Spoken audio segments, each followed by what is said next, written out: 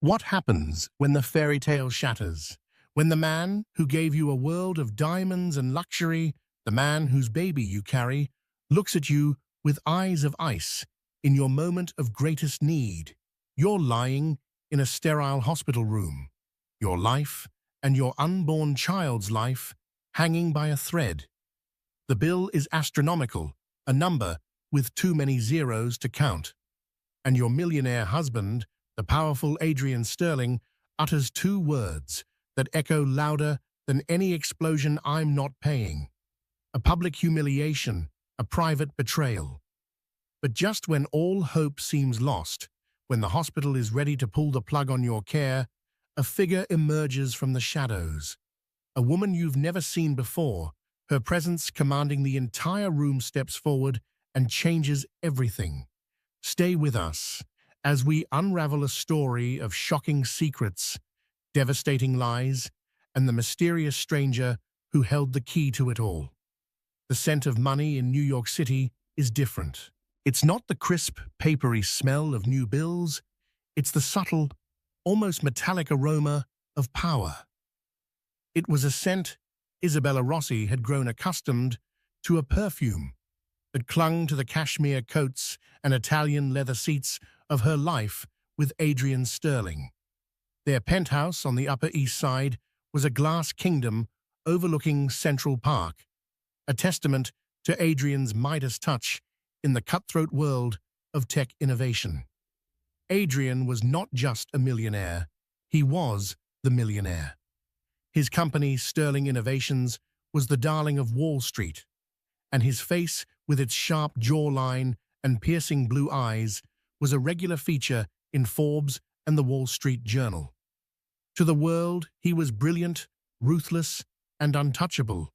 To Isabella, for the past 2 years, he had been a whirlwind of intoxicating romance. He had swept her off her feet, a budding art curator with a love for Renaissance paintings, and placed her in a world of modern masterpieces and limitless credit. Their life was a meticulously curated highlight reel. Dinners at Per Se, weekends in the Hamptons, private jets to Milan for Fashion Week. Adrian had given her everything she could ever desire, and in return, she had given him her whole heart. Now, she was giving him the one thing he couldn't buy: an heir. The pregnancy had been their shared, secret joy. Adrian, usually so stoic and consumed by his work, would soften at the sight of the ultrasound photos. He would come home late from his downtown office, shed the skin of the corporate predator, and gently place his hand on her swelling belly, whispering promises to their unborn son. He had already commissioned a nursery that looked like a celestial dream, with a hand-painted mural of the cosmos on the ceiling. But for the past month, a subtle chill had crept into their gilded cage. Adrian had become distant, his eyes holding a new, unreadable flicker. The late nights at the office became more frequent. His phone was always angled away from her, and the easy laughter that once filled their cavernous apartment had vanished. When she tried to ask what was wrong, he would brush it off. "Stress," he'd mutter. "A big merger is on the line. Don't worry your pretty little head about it." Isabella tried to believe him. She attributed his mood to the immense pressure he was under. But a seed of doubt had been planted, a tiny cold thing that was beginning to sprout in the back of her mind. The day the fairy tale imploded began like any other. Isabella was arranging a bouquet of white peonies in the foyer when a sharp, debilitating pain shot through her abdomen. She gasped, her hand flying to her belly as another wave, more intense than the last, crashed over her. She crumpled to the cool marble floor, the peonies scattering around her like fallen stars. Her water had broken far too early. Their driver, a stoic man named George, had a face etched with panic as he helped her into the back of the Rolls-Royce. He sped through the chaotic Manhattan traffic, a vessel of calm. In a sea of yellow cabs, his destination programmed, an urgent Mount Sinai hospital. It was the best a place where money ensured the finest care, and Adrian had insisted on it from the beginning. Isabella's world became a blur of bright lights, hurried voices, and the sterile smell of antiseptic. Doctors and nurses swarmed around her, their faces grim. "Severe preeclampsia," one said. "Blood pressure is sky high. We need to stabilize her and the baby immediately." She was whisked away to a private suite in the maternity wing, a room that felt more like a luxury hotel than a hospital. She called Adrian, her voice trembling. "Adrian, the baby. It's happening. I'm at Mount Sinai." There was a pause on the other end of the line, a beat of silence that felt like an eternity. "I'm on my way," he said, his voice flat, devoid of the panic or concern she desperately needed to hear. Hours bled into one another. Isabella was hooked up to a symphony of machines, each beep and whir, a reminder of the fragile lives hanging in the balance. The doctors managed to halt the premature labor, but they were clear she and the baby were in a precarious state. She would need to remain hospitalized under constant intensive monitoring until the baby was viable enough for a C-section. The cost, they mentioned casually, would be extraordinary. But for people like the Sterlings, that was just a number. Adrian finally arrived as dusk painted the city in hues of orange and purple. He stood in the doorway of her room, not in the rumpled, worried state she had imagined, but in a perfectly tailored Tom Ford suit, looking as if he had just stepped out of a board meeting. His face was a mask of cold indifference. "Adrian," she whispered, relief washing over her despite his demeanor. "Thank God you're here." He didn't move closer. His eyes, once her favorite feature, scanned the room, the machines, and then finally landed on her. There was no love there, only a chilling emptiness. "How are you feeling us?" he asked, the question a hollow formality. "Scared," she admitted, her voice cracking. "The doctors said it's serious, but they can handle it. They said, I've spoken to the hospital's financial administrator." He cut in, his tone sharp and clinical. "Oh, okay," she frowned, confused. "Is everything all right?" "They presented me with the preliminary billing statement, the projected costs for your extended stay." He said the words with a strange, biting emphasis. A knot of dread tightened in her stomach. "Adrian, what's going on?" "You look..." He finally stepped into the room, his expensive leather shoes making no sound on the linoleum floor. He stopped at the foot of her bed, his hands clasped behind his back, like a general surveying a battlefield. "Isabella," he said, his voice dropping to a low, menacing register. "I have just 2 words for you and for this hospital. I'm not paying." The beeping of the heart monitor seemed to scream into the sudden, deafening silence. Isabella stared at him, certain she had misheard. What are you talking about, Adrian? This is our baby. This is my life." "That's a matter of debate, isn't it?" he sneered, a cruel twist to his lips she had never seen before. Before she could process the venom in his words, the door swung open. A woman in a sharp suit. The hospital administrator walked, in her expression a mixture of professional politeness and visible discomfort. Her name was Miss Albright. "Mr. Sterling, Mrs. Sterling Rossi," she began, holding a tablet. "I just need to confirm your prior authorization for the neonatal intensive care and the long-term monitoring protocol. As we discussed, Mr. Sterling, the initial deposit required is substantial." Adrian turned to her, his posture radiating an intimidating authority. "Ms. Albright, there seems to be a misunderstanding. I believe I made my position perfectly clear in your office just now." He then turned his gaze back to Isabella, his eyes like shards of blue ice. He spoke loud enough for the administrator, the nurses in the hallway, everyone to hear. I will not be authorizing any payments. I will not be making any deposit. As far as I'm concerned, this hospital's financial matters with this woman are her own." Ms. Albright gasped, her professional facade crumbling. "Mr. Sterling, I don't understand. Your wife is in critical condition. Your child—" "My child?" Adrian let out a short, bitter laugh that held no humor. "You assume too much?" He pulled his phone from his pocket, his thumb swiping across the screen. He thrust it towards Isabella. On the screen was a photograph. It was her, a few weeks ago, having lunch on an outdoor patio. She was laughing, her head tilted towards the man across the table. The man was Julian Croft, Adrian's biggest and most hated business rival. The angle was intimate, the moment captured, making it look like a clandestine meeting between lovers. "Explain this," Adrian hissed. "Adrian, that was a lunch meeting for the museum's new wing. Julian is a patron. You knew I was going—" She cried, her heart fracturing. "I knew you were meeting him. I didn't know you were sleeping with him," he spat. "I had you followed, Isabella. I know everything." The accusation, so baseless and vile, sucked the air from her lungs. The betrayal wasn't about money. It was deeper, a cancer that had been growing in the heart of their marriage. He thought the baby wasn't his.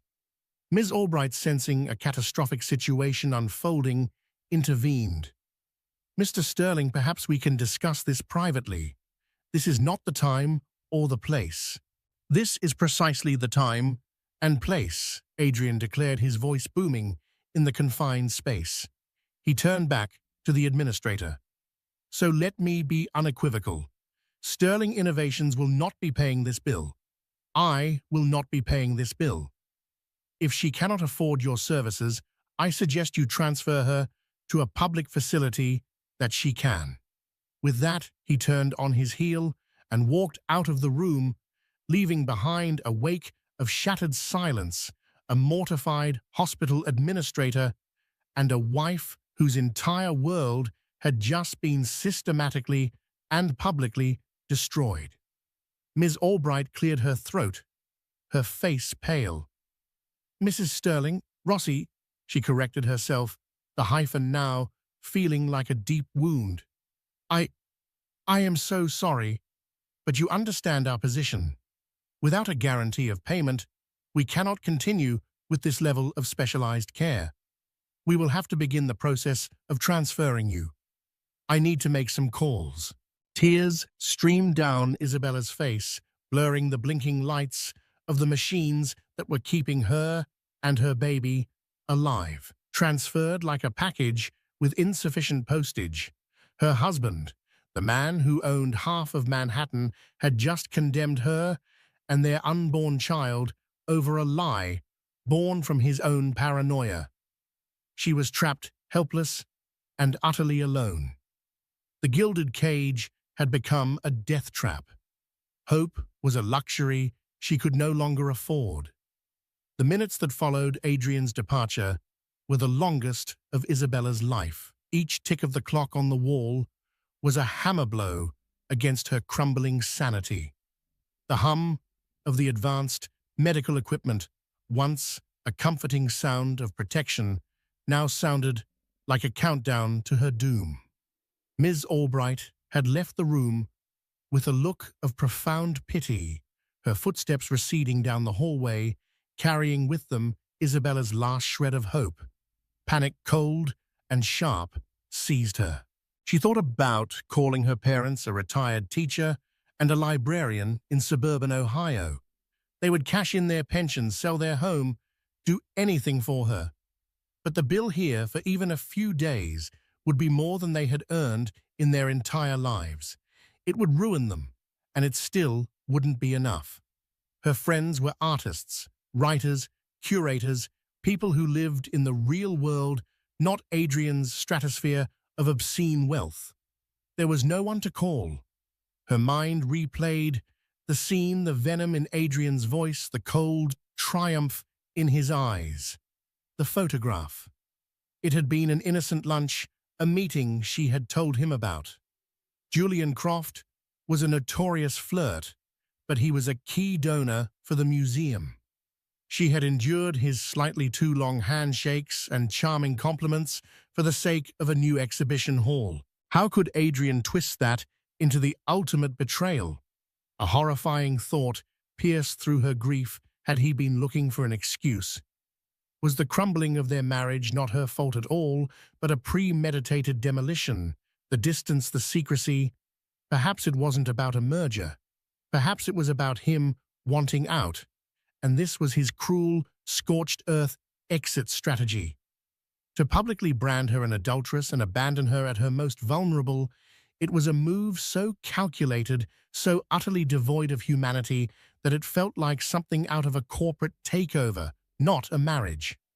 Her body trembled, and the heart monitor beeped erratically, echoing her distress.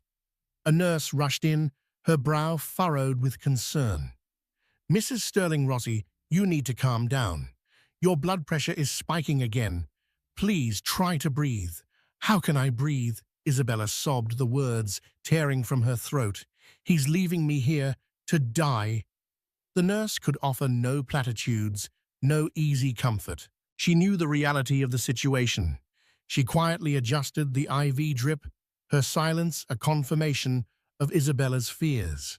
Meanwhile, in his downtown office, Adrian Sterling stared out at the city lights, but he didn't see them. He saw only the red of his company's balance sheets. The big merger he'd told Isabella about was a lie. It was a desperate last-ditch attempt to be acquired before Sterling Innovations imploded. A series of risky investments, a market downturn, and a competitor's aggressive maneuvering had brought his empire to its knees. He was leveraged to the hilt, living on borrowed time and borrowed money. The penthouse, the cars, the jet they were all part of, a magnificent illusion that was about to shatter. The photo of Isabella and Julian Croft had been sent to him from an anonymous number 2 weeks ago. For a man already drowning in paranoia and failure, it was the final blow. Julian wasn't just his rival, he was the one orchestrating the corporate attack against him. The thought that his wife and his enemy were conspiring against him, laughing at him, had driven him into a dark abyss of rage. He believed it instantly and absolutely. He felt like a king who had discovered treason in his own bedchamber. In his mind, her betrayal and his financial ruin were one and the same. Refusing to pay the hospital bill wasn't just a cruel act of vengeance, it was a desperate, pathetic act of necessity. He didn't have the liquid cash for a deposit that size. Admitting that would mean admitting his failure to the world. It was easier to paint Isabella as the villain, to create a scandal so loud it would drown out the whispers of his impending bankruptcy. It was a monstrous, cowardly act, and a small part of him buried deep beneath the rage and pride knew it. Back at Mount Sinai, Ms. Albright returned, her face set with grim determination. "Isabella," she said, dropping the formality, "I've spoken with County General. They have a bed, but it's a shared ward. The level of care, it won't be the same. We need to begin the transfer within the hour." The finality of her words was a physical blow. Isabella closed her eyes, a single tear tracing a path through the faint makeup she'd put on that morning in a life that no longer existed. This was it, the end of the road. And then a voice, calm and clear as a ringing bell, cut through the despair. "That will not be necessary." Isabella's eyes snapped open. Standing in the doorway was a woman she had never seen before.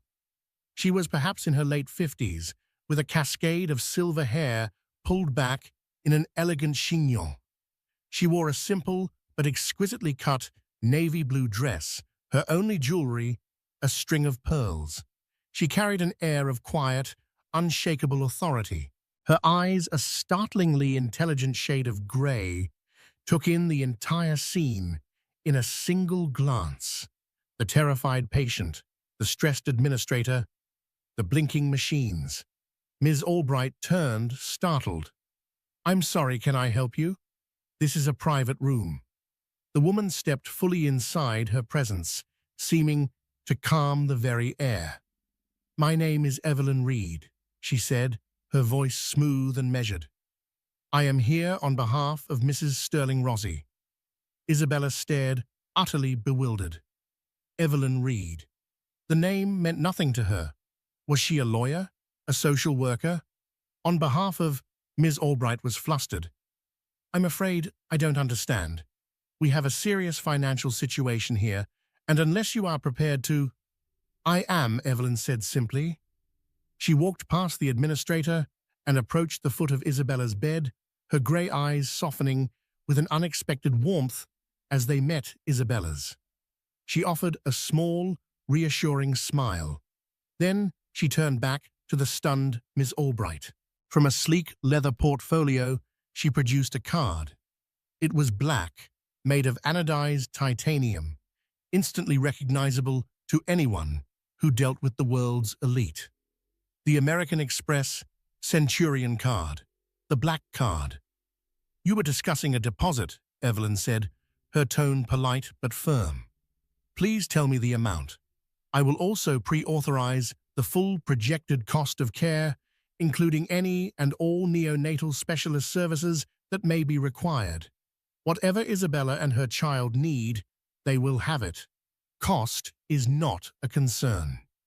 Ms. Albright's jaw went slack. She had seen these cards before, but they were rare legendary. They had no official preset spending limit. She looked from the card to the serene face of the woman holding it, and then to the weeping patient in the bed. The initial deposit is $250,000, she stammered the number, sounding absurd, now that it was being met with such ease. Evelyn didn't even blink. "Very well. Please run the card, and draw up the paperwork guaranteeing payment. I will sign it." She then turned her full attention back to Isabella, ignoring the administrator, who was now fumbling with her tablet, her hands trembling slightly. "My dear," Evelyn said, her voice soft and kind. "You can rest now. Everything is going to be all right. I've got you." Isabella could only stare speechless. Tears continued to fall, but now they were tears of shock and disbelief, not despair. Who was this woman? Where had she come from? It felt like a hallucination, a stress-induced dream. Angels didn't wear designer dresses and carry Amex black cards. Evelyn Reed, a complete stranger, had just stepped into the ruins of her life, and with a few calm words and a piece of metal, had single-handedly stopped the world from collapsing. The mystery of who she was and why she was here was a question for later. For now, in the sterile, beeping quiet of the hospital room, a fragile, impossible sense of safety began to bloom in the wasteland of Isabella's heart. The hospital staff moved with a renewed sense of purpose. The name on the Centurion card, Evelyn Reed, apparently carried its own weight. Whispers followed her in the hallway. The cloud of financial uncertainty had evaporated, replaced by an aura of formidable power, emanating from the quiet woman in the navy blue dress. Ms. Albright, now deferential and attentive, personally oversaw the paperwork, treating Evelyn with the reverence usually reserved for major hospital benefactors. Once the formalities were handled, Evelyn dismissed the administrator with a polite nod and pulled a chair close to Isabella's bed. For a long moment, she simply sat, allowing the frantic energy in the room to settle. "How are you feeling truly?" Evelyn asked, her grey eyes searching Isabella's face. "Overwhelmed?" Isabella whispered, her voice hoarse. "Confused. I don't know who you are. Why would you do this for me?" "Let's just say I am a friend of the family," Evelyn replied, her answer both comforting and evasive. "And I believe in settling debts." "A debt I don't understand. I've never met you." "The debt is not yours to understand, my dear, Evelyn said gently. It's Adrian's, though he is not aware of it. The mention of Adrian's name sent a fresh wave of pain through Isabella. He thinks the baby isn't his. She choked on the words. He showed me a picture of me and his rival Julian Croft. Evelyn's expression sharpened at the mention of Julian's name. A flicker of something recognition distaste crossed her features. Tell me about this picture, Isabella. Tell me everything. Isabella recounted the story of the museum fundraiser lunch, the innocent meeting that had been twisted into something ugly and deceitful. She explained her work as a curator, her professional relationship with Croft as a patron of the arts. As she spoke, Evelyn listened with an unnerving stillness, her gaze never wavering. And Adrian believed this so readily, Evelyn asked when she was finished. He was so willing to discard you and his child without a second thought. Isabella nodded, fresh tears welling. He's been different lately, distant, angry. He said he had me followed. I see, Evelyn said, her voice a low murmur. She looked at Isabella, a deep, almost maternal sympathy in her eyes. Betrayal is a terrible poison, Isabella, but you must consider the source. A man on the verge of losing everything is capable of believing anything. Losing everything? What are you talking about? He's Adrian Sterling. Evelyn gave a sad, knowing smile. Appearances can be deceiving. The Sterling Empire is not as solid as it looks. In fact, it's a house of cards in a hurricane. And Julian Croft, your lunch companion, is the man commanding the wind. Before Isabella could process this new revelation, the door opened. It was Adrian. His face was a thunderous mask of fury. He had clearly heard that the bill had been paid and had come storming back. His pride wounded, his authority challenged. "Who the hell are you?" he snarled, his eyes locking on Evelyn. His gaze then swept over her expensive but understated dress, the quiet confidence in her posture. He didn't recognize her, but he recognized her type-old money, the kind that whispered instead of shouted. Evelyn rose from her chair to face him, unperturbed by his aggression. She stood a few inches shorter than him, yet she seemed to command the space between them. "It has been a long time, Adrian," she said, her voice even. Adrian stared, racking his brain. There was something faintly familiar about her, a ghost from a distant past he couldn't quite place. "Do I know you?" "You did once. You were much younger, arrogant, ambitious, and certain you knew better than everyone. You pushed out your father's most trusted advisor to consolidate your own power after he passed. You called her a relic of a bygone era and pensioned her off with a token severance." Evelyn's voice remained calm, but each word was a precisely aimed dart. Recognition dawned on Adrian's face, followed by disbelief and then rage. "Evelyn Reed," he breathed the name, tasting like ash in his mouth. "You were my father's COO. What are you doing here? Have you come to gloat?" "Gloat." Evelyn raised a silver eyebrow. "Don't flatter yourself, Adrian. Your current predicament is far too pathetic for gloating. I am here because of a promise I made to your father." "You have no right," he seethed, taking a step forward. "My marriage, my life, it's none of your business. I want you out of here. The moment you refused to care for your pregnant wife, you forfeited the right to declare what is and is not your business." Evelyn countered, her voice hardening for the first time. "You abandoned her. I did not. Therefore, she is now my business, and I will see this through. I am not paying you back a single dime," he spat. Evelyn laughed, a sound of genuine, pitying amusement. "Oh, Adrian, you still don't understand. You think this is about money. This has never been about money." She turned her back on him, a gesture of dismissal so profound it was more insulting than any shout. She faced Isabella again. "Rest, my dear. I am going to make some inquiries. I have a feeling that photograph of yours is not what it seems." With a final withering look at the fuming Adrian, Evelyn swept out of the room, leaving a charged, toxic silence in her wake. Adrian stood frozen, his fists clenched, his mind reeling. The past and the present had just collided in a way he could never have anticipated. Evelyn was as good as her word. She didn't use a private investigator. Her resources were more refined. She made a call to a man in London, a digital forensics expert, who owed her a significant favor. She emailed him the details Isabella had provided.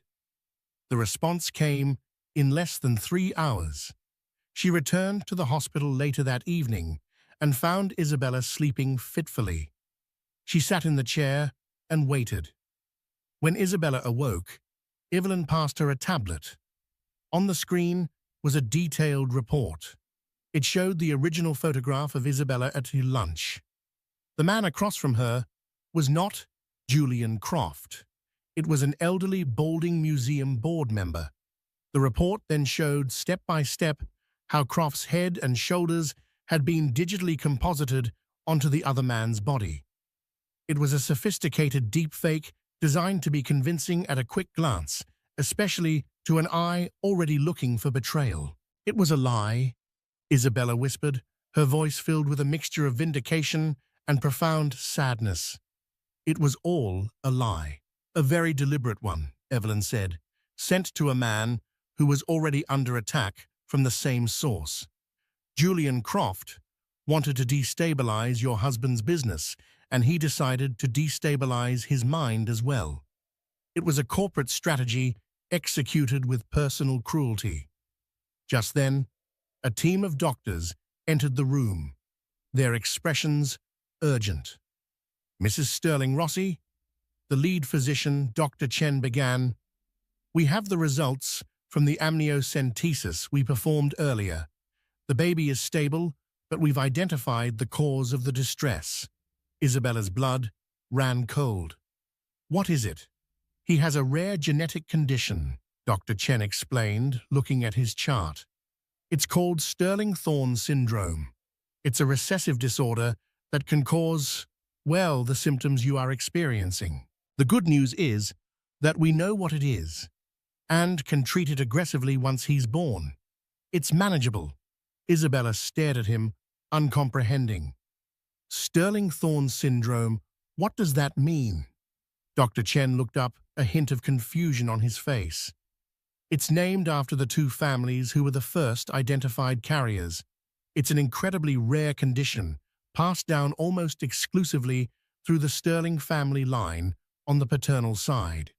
Hasn't your husband discussed his family's medical history with you?" Isabella was speechless. The proof of her baby's paternity was not just in his existence, but in the very fabric of his DNA. It was a hereditary condition passed from father to son, a biological seal of authenticity. The irony was so staggering, so cosmically cruel. It was almost laughable. The very child Adrian had disowned carried the undeniable scientific proof of his lineage, a legacy written in his blood. Evelyn Reed, who had stood silently through the exchange, closed her eyes for a brief moment. The board was set. All the pieces were in place. Now it was time for the final, devastating checkmate.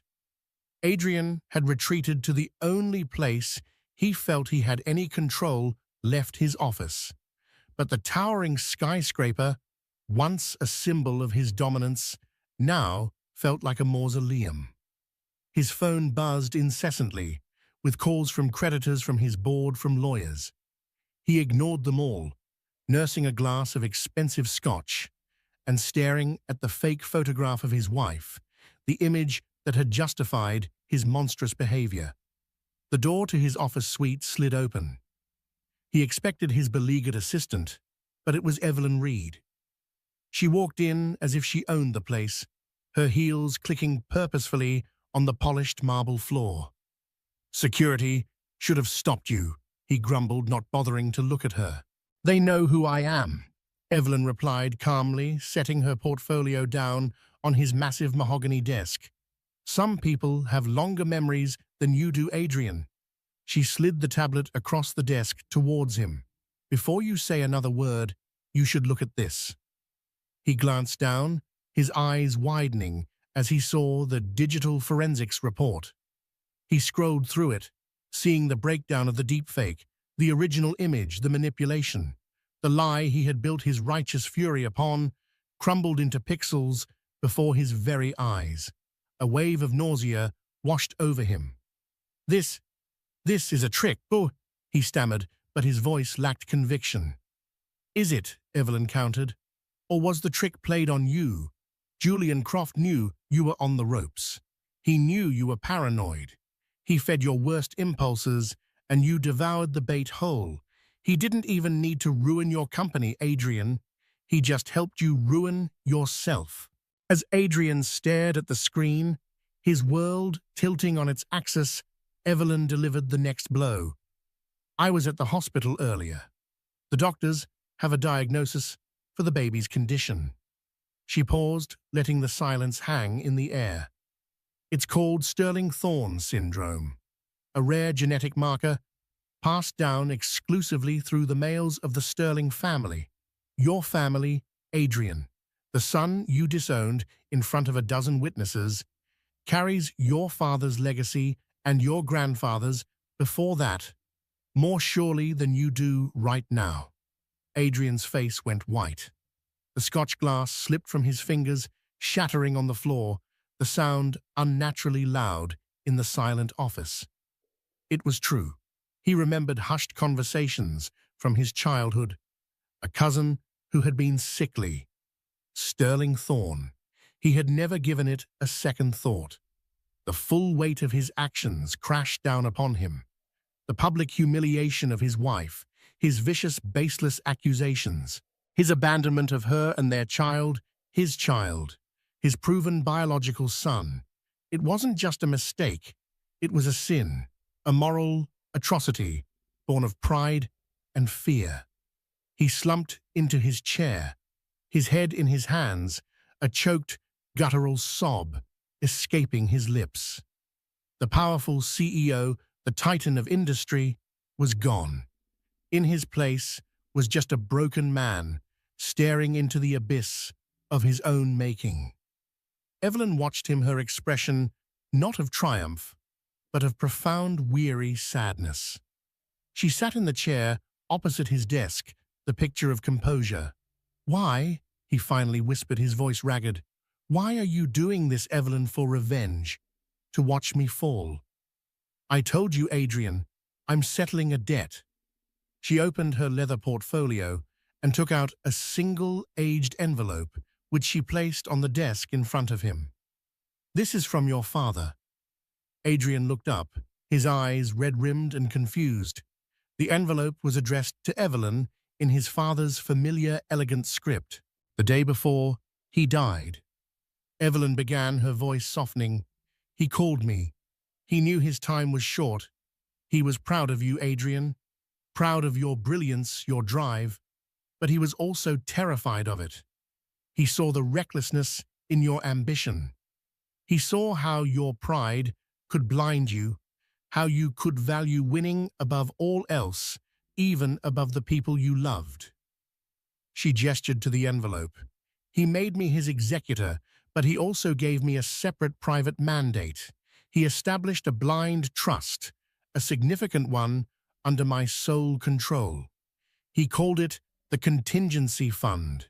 It had only one purpose: to protect you from your own worst impulses."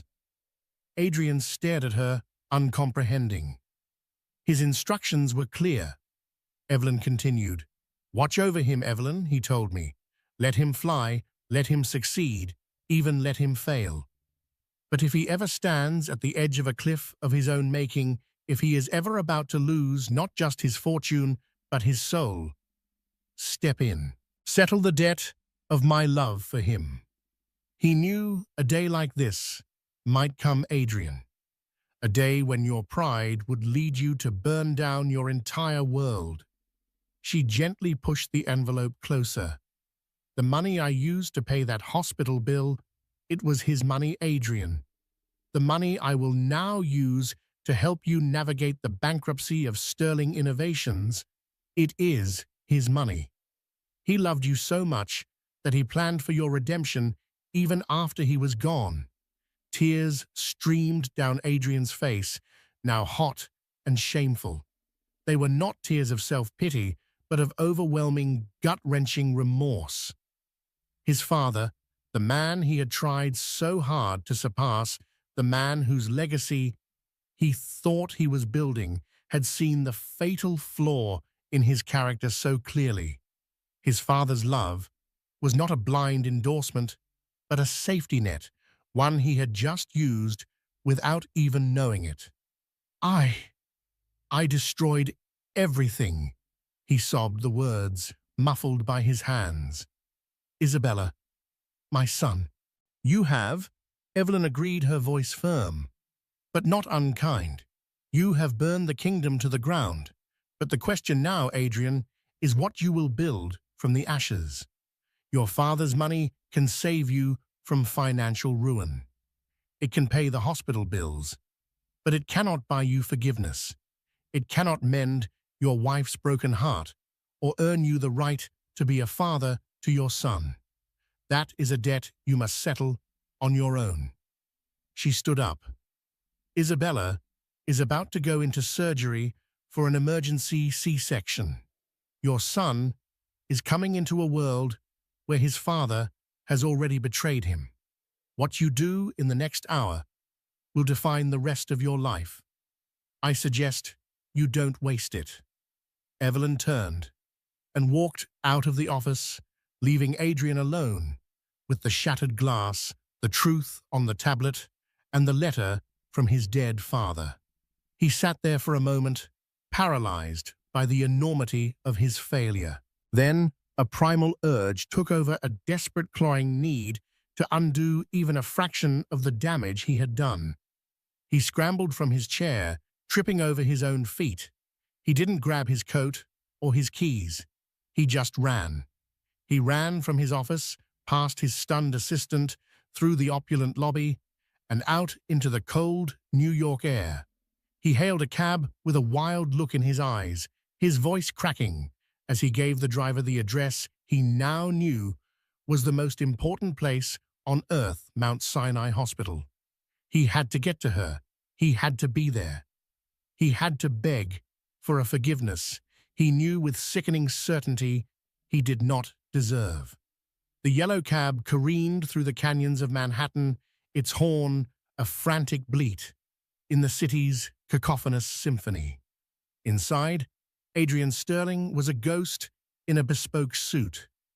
The familiar landmarks of his kingdom, the glittering storefronts, the soaring towers, bearing the names of other titans, rushed past the smudged window, alien and meaningless.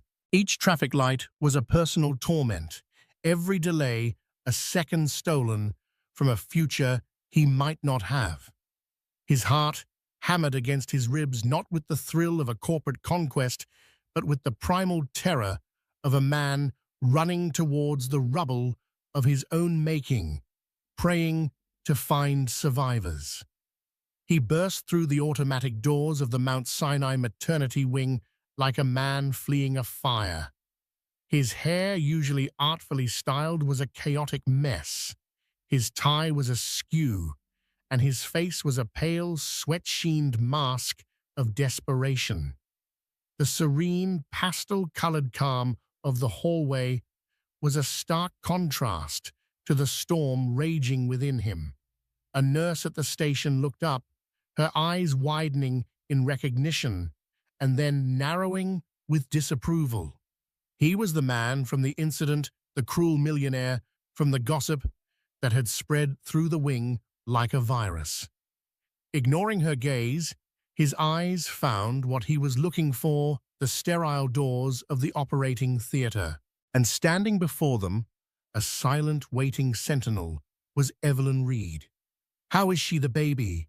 He gasped the words, tumbling out raw and breathless. Evelyn turned to him, her expression unreadable. There was no pity in her eyes, but no condemnation either. Only a profound, weary gravity. "They've just taken her in for an emergency C-section," she said, her voice a low counterpoint to his frantic energy. "The situation is critical." "I need to go in. I'm her husband," he declared, moving toward the doors. Evelyn didn't move, yet her presence was a barrier more formidable than any locked door. "No, you are not," she stated simply. "You are not allowed in." When she was admitted, Isabella updated her forms. "You are no longer listed as her next of kin. You have no rights here." The words, delivered without malice, were more devastating than any shout.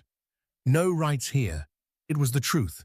He had publicly, spectacularly abdicated his rights, his vows, his humanity. He sagged against the cool, sterile wall, the last of his fight draining out of him, replaced by a cavernous, hollow shame. He was an outsider, a spectator to the most important event of his life. "Evelyn, he began, the apology dying on his lips. What could he say? "Save it," she advised, her voice softening almost imperceptibly. "Your apologies mean nothing to me. There is only one person in this hospital who needs to hear them, and you have done everything in your power to lose the right to give them." They waited. For Adrian, it was an eternity spent in a self-made purgatory.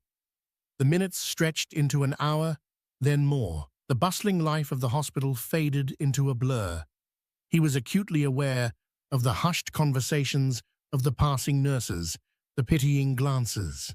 The King of New York was now just a pariah, in a hallway stripped of power and dignity. All he could do was stare at the impassive doors, praying to a god he had long forgotten, his soul hanging in the balance with the two lives on the other side. Finally, the doors swung open. A surgeon, his face etched with fatigue, but his eyes smiling, emerged, pulling off his surgical cap. It was Dr. Chen. Adrian's heart stopped. "Dr. Chen," Evelyn prompted, stepping forward. "He's here," the doctor announced, a grin spreading across his face. "A baby boy. 4 pounds, 6 ounces. He's a fighter, this one. He's been taken to the NICU for observation. It's standard procedure, given the circumstances, but his vitals are strong. He's beautiful." Adrian choked back a sob, his legs nearly buckling with relief. A son. He had a son. "And Isabella?" he managed to ask, his voice a ragged whisper. Dr. Chen's smile softened. "She's in recovery. She's weak, exhausted, but she's stable. She's a warrior. Truly." It was another 2 hours before they would let him see Isabella. 2 hours he spent sitting on a hard plastic chair in a public waiting area, a ghost among other anxious families. He watched a grandfather pace, a young couple cling to each other. He was one of them now, yet entirely alone. When a nurse finally came for him, she led him not to a grand private suite, but to a standard recovery room. The difference was stark. Isabella lay on the bed, small and fragile against the starched white sheets. An IV was taped to her hand, and she looked pale, her skin almost translucent. The joyful, celebratory energy that should have filled the room of a new mother was devastatingly absent. Her eyes were open, staring at the ceiling, but they weren't vacant. They were clear, holding a new and profound stillness.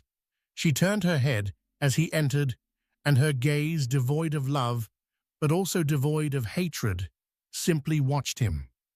It was the look of a judge, waiting for a final plea. He approached the bed slowly, a supplicant approaching a betrayed queen. He didn't dare sit. He sank to his knees beside her bed, the expensive wool of his trousers bunching on the scuffed linoleum floor. Isabella, he began, his voice breaking on her name. There are no words. There are no excuses. What I did, it was monstrous. It was evil. He didn't try to defend himself. He confessed the words spilling out in a torrent of undiluted shame. He told her everything, his voice cracking, as he laid his rotted soul bare. I was a king. In a collapsing castle, Bella, he wept, using his old pet name for her, the sound of it, a fresh wound. Sterling innovations. It was all smoke and mirrors. I was ruined, drowning. When that picture came, that lie from Croft, I didn't question it. I wanted to believe it. He looked up, his eyes, pleading with hers. Not because I ever truly thought you could do that, but because I was suffocating in my own failure, and I needed to make you the villain. I needed someone else to blame. It was easier to imagine your betrayal than to face my own pathetic incompetence. I used your pain to hide my shame. I put on a public spectacle to distract the world and myself from the truth. I betrayed our son before he even took his first breath because I was a coward. His confession hung in the air, raw and ugly. Isabella listened, her expression unchanging, letting his words exhaust themselves into silence. When he was finally done, his head bowed, sobbing quietly. The only sound was the quiet, rhythmic beep of her monitoring equipment. After a long moment, she spoke. Her voice was weak, raspy, yet it carried an astonishing weight. I know, she said. Evelyn told me about the company, about the deepfake. Can you, Bella, can you ever forgive me? He whispered the question, a desperate, hopeless prayer. She turned her head, fully on the pillow, her eyes locking with his. For the first time, he saw a flicker of the woman he had married, but it was forged now in fire, hardened into something infinitely stronger. Forgiveness isn't a switch you can flip, Adrian, she said, her voice quiet but unyielding. You didn't just hurt me. You didn't just lie. You made a conscious choice. To save your own pride, you were willing to let me and our child die. You stood there and condemned us. Forgiveness for that? I don't know if that's a grace I possess. I don't know if I ever will. Each word was a perfectly aimed dart, piercing the flimsy armor of his hope. He deserved it all. He closed his eyes, ready for the final banishing blow. But she continued, and his eyes snapped open. Her gaze shifted, looking past him, as if she could see through the walls to the NICU.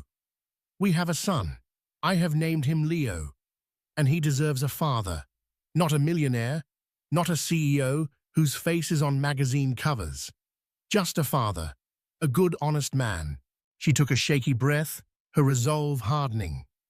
If you want to be that man, if you want to be a part of Leo's life, you will have to earn it. Not with money or grand gestures. You will earn it with honesty, with humility. You will earn it with every single diaper you change every 3 a.m., feeding you handle every night you spend walking the floors with him when he cries so I can rest. You will rebuild my trust not with promises, but with actions. One tiny, consistent, truthful piece at a time. And maybe, she concluded, her voice dropping to a near whisper, maybe one day that will start to look something like forgiveness. It was not absolution. It was a path laid out on a landscape of thorns. It was the most generous gift he had ever received. The days that followed were his crucible. Guided by a pragmatic Evelyn, Adrian dismantled his former life with methodical precision. The news headlines were brutal. Sterling empire crumbles. Tech mogul Adrian Sterling declares bankruptcy. He signed away the penthouse, sold the rolls, liquidated every asset that tied him to the man he had been. He moved into a small, sparsely furnished one-bedroom apartment that echoed with his solitude. His new life revolved around two places. The first was the NICU. He spent hours every day sitting by the incubator, watching the impossible rise and fall of Leo's tiny chest. He spoke to his son in low, hushed tones, telling him stories, making promises. The first time a nurse helped him hold Leo, the tiny, fragile weight against his chest was so overwhelming, so real, he wept. His son's small hand, which barely wrapped around his fingertip, held more value than his entire former fortune. The second place was Isabella's new apartment, a bright, airy two-bedroom she had leased herself. When she and Leo were finally discharged, Adrian was there not as a husband, but as a helper. He carried bags, assembled a crib, made endless cups of tea. He didn't live there, but he arrived every morning before the sun and left long after the moon was high in the sky. He learned the rhythm of a newborn, the exhaustion of a new mother. He fumbled with swaddles, became an expert at warming bottles, and discovered a strange peace in rocking his crying son to sleep in the dead of night. The reconstruction was agonizingly slow. There were days of tense silence, days when Isabella's pain was a palpable presence in the room. But there were also moments of unexpected grace, a shared, tired smile over Leo's head. The first time she let him take the baby alone while she slept for an hour. The quiet "thank you" she offered when he brought her food she hadn't had to ask for. One evening, as he was leaving, he paused at her door.